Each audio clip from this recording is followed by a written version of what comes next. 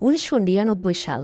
আমাদের পাড়ায় এক মধ্যবয়স্ক দম্পতি পাড়ার এক কোনায় থাকা পরিত্যক্ত ৬ শতক জমি কিনে সেখানে বাড়ি করে বসবাস শুরু করেন। তাদের ছিল একটি মেয়ে। নতুন বাড়িতে ওঠার পর ৪-৫ মাসের মধ্যেই তারা তাদের মেয়ের বিয়ের আয়োজন শুরু করেন। মেয়েটির বিয়ে হয়ে যায়, কিন্তু বিয়ের পর সেই মেয়েটি সুখে ছিল না। শ্বশুর শাশুড়ি ভালো মনের মানুষ হলেও স্বামী ছিল ভীষণ লোভী। সে বারবার টাকার জন্য মেয়েটিকে বাপের বাড়িতে পাঠাতো। পর্যাপ্ত টাকা পয়সা না নিয়ে আসলে মেয়েটিকে শারীরিক ও মানসিকভাবে নির্যাতন করত। একসময় অত্যাচার আর সহ্য করতে না পেরে মেয়েটি তার সমস্ত জিনিসপত্র নিয়ে বাধ্য হয়ে সেখান থেকে তার বাপের বাড়িতে চলে আসে। তার স্বামীও খবর পেয়ে সেখান থেকে গোপনে পথ পেতে থাকে এবং গভীর রাতে তার শ্বশুর শাশুড়ি ও স্ত্রীকে খুন করে। তারপর সে সমস্ত টাকা পয়সা ও সোনাদানা নিয়ে পালিয়ে যায়। কিছুদিন পর আশেপাশের বাড়ির লোকজন ওই বাড়ি থেকে খুব বাজে গন্ধ পাওয়ায় ওই বাড়ির ভেতরে প্রবেশ করে। বাবা মা ও মেয়ের গলিত লাশ আবিষ্কার করে। এরপর পুলিশে খবর দেওয়া হয়। পুলিশ এসে তাদের লাশ নিয়ে যায় এবং বাড়িটি যেভাবে ছিল সেভাবেই রেখে শুধু গেটে তালা দিয়ে বাড়িটা সিরিতালা করে চলে যায়। ঘটনা ১। প্রায় ৬ মাস পর ওই বাড়িটির ঠিক পাশে টিন শেড বাড়িটি বিক্রি করে দেওয়া হয়।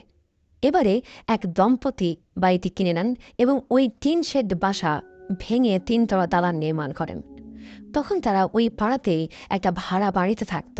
অনেক শ্রমিক লাগিয়ে বেশ তাড়াতাড়ি এই বাড়িটি বানানো হয়ে যায়। বাড়ি পুরোপুরি রেডি, শুধু রং বাকি। বাড়ি রং করতে মাত্র ২ জন রং মিস্ত্রি আসায় রং করতে তুলনামূলক বেশি দিন লাগছিল। একদিন কাজ শেষ করতে করতে একটু রাত হওয়ায় ওই দম্পতি সেই রাতে তাদের জন্য ওই বাড়ির বারান্দায় ঘুমানোর ব্যবস্থা করে দেয়। মাঝরাতে ঘুমোতে যাবার আগে কোনো এক রং শ্রমিক সিগারেট খাওয়ার ইচ্ছে হলো। সে সিগারেট ও ম্যাচ হাতে ছাদে উঠে যায়। ছাদে গিয়ে সে সিগারেট জ্বালিয়ে ম্যাচটা না নিভিয়েই ওই পুরনো ভবনে ছুড়ে দেয়। পরদিন সকালে ঘুম থেকে ওঠে সেই শ্রমিক এবং দেখে সে বারান্দায় একা, পাশের জন নেই। সে খুঁজতে শুরু করলো। খুঁজতে খুঁজতে সে ছাদে চলে যায়, গিয়ে আবিষ্কার করলো তার সাথে শ্রমিকটি প্রান্তে চৈতন্যহীন হয়ে পড়ে আছে। ঘটনা ২। পরবর্তীতে ওই নতুন বাড়িতে সেই দম্পতি বসবাস শুরু করে। তাদের ২ ছেলে। বড় ছেলে ঢাকা বিশ্ববিদ্যালয়ে পড়ত আর ছোট ছেলে ছিল উচ্চ মাধ্যমিকের ছাত্র। ছোট ছেলেটি বিড়াল খুব ভালোবাসত এবং বাড়িতে ৩-৪টি পোষা বেড়াল ছিল।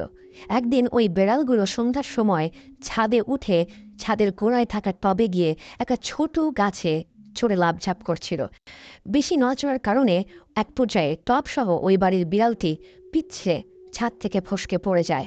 ওই সিলগালা করা বাড়ির আঙিনায় তারা গিয়ে পড়ে। সাথে সাথে ওই বিড়ালগুলো প্রচণ্ড জোরে চিৎকার করে ওঠে। সে কেবল এক মুহূর্তের জন্য। এক মুহূর্ত পরে সব থেমে যায়। চিৎকার শুনে বাড়ির লোকজন বিড়ালগুলোকে খুঁজতে শুরু করে, কোথাও পায় না। পরের দিন সকালে দেখা গেল পরিত্যক্ত বাড়ির গেট থেকে ঠিক ১ হাত সামনে খুব যত্ন করে সারি করে গুছিয়ে ৩টি বেড়ালের লাশ। প্রত্যেকটা বিড়ালকে ঘাড় মোটকে মারা হয়েছে। যেটা আরও আশ্চর্যের বিষয় সেটা হলো বিড়ালগুলোর শরীরে এক ফোঁটা রক্তও নেই। শুকনো থনথনে জায়গায় বিড়ালের মৃত শরীরগুলো এমনভাবে সাজিয়ে রাখা হয়েছে যে দূর থেকে দেখে মনে হয় ৩টি বিড়াল খুব আরাম করে ঘুমোচ্ছে। অবাক করা ব্যাপার হলো বাড়িটি কিন্তু সিলগালা করাই রয়েছে। বিড়ালগুলো ওই বাড়িতে আটকে পড়ে ওদের কেন মেরে এখানে রেখেছে এটা কেউ বুঝতে পারছিল না। ঘটনা ৩। ঘটনা ১ বর্ণিত পরিত্যক্ত বাড়ির পাশে থাকা সেই ৩ তলা বিল্ডিং।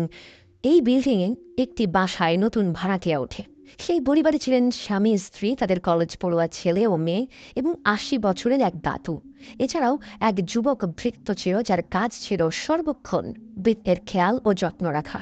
বৃত্তটি কাজকর্ম ও আচার ব্যবহার ভালো হলেও মনে মনে সে বাড়ি থেকে চুরি করে পালিয়ে যাবার ফন্দি আঁকছিল। কিছুদিন পর ভৃত্য একদিন সুযোগ বুঝে আলমারির চাবি চুরি করে বাড়ির টাকা পয়সা ও সোনাদানা সরিয়ে ফেলে। কিন্তু পালাতে গিয়ে সে বাসার কর্তা গিন্নির নজরে পড়ে যায়। এক নজর দেখেই স্বামী স্ত্রী কারো বুঝতে বাকি রইল না যে ছেলেটি চুরি করে পালাচ্ছে। তারাও ছেলেটিকে ধাওয়া করে। পালানোর পথ না পেয়ে চাকরটি শেষমেশ ছাদে উঠে যায় এবং সেখান থেকে লাফ দিয়ে ওই সিঁড়িতলা করা বাড়িটির আঙিনায় পড়ল এবং এক মুহূর্ত পরেই তীব্র স্বরে আর্তনাদ করে উঠল। পরদিন সকালে ওই পরিত্যক্ত বাড়ির গেটে ঠিক ১ হাত সামনে পাড়ার লোকজন ভৃত্যটির মৃতদেহ আবিষ্কার করে ঠিক সেই জায়গায় যেখানে বিড়ালগুলো পড়েছিল। কিন্তু ভয়ের ব্যাপার হলো তার লাশটিও পুরোপুরি ফ্যাকাশে, একটুও রক্ত নেই, শরীরে কোনো ক্ষত বা আঘাতের চিহ্ন নেই। এটা যে কোনো মানুষের কাজ নয় সেটা বুঝতে কারো বাকি রইল না। ঘটনা ৪। একসময় আমাদের এলাকায় ছিচকেচড়ের উপদ্রব বেড়ে গিয়েছিল। সে কারণে পাড়ার কিছু কিছু বাড়িওয়ালা কুকুর পুষতে শুরু করে। পরপর ৩টি অদ্ভুত ঘটনা ঘটার পরও পাড়ার এক বাড়িওয়ালা কিছুতেই বিশ্বাস করতে পারছিলেন না যে ঘটনাগুলো অস্বাভাবিক। তিনি সিদ্ধান্ত নিলেন তার কুকুরের একটি বড় বাচ্চাকে তিনি ওই বাড়ির ভেতরে ছেড়ে দেবেন। যেই ভাবা সেই কাজ, ওই বাড়ির